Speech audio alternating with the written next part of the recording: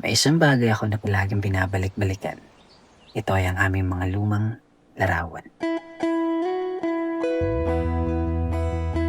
Halo-halong emosyong nakaukit sa mga papel ang iyong makikita.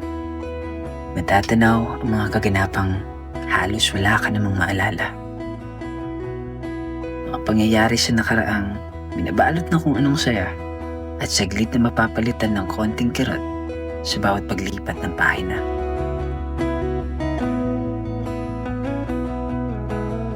Animoy isang magnanakaw sa bawat pagpitik ng lente. Walang magharbong utos para lamang makuha ang mga pangyayari.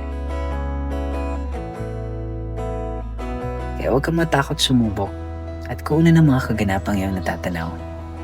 Lalahanin mo. Kinukunan mo ang mga pangyayaring baka hindi na mangyari pa sa mga susunod na araw. At kung hindi mo naman alam kung sino at ano ang kukunan, itutok mo na lang ang lente sa kahit ano. Malay mo, doon mo makita ang pinaka-perpektong paksa sa buong buhay mo.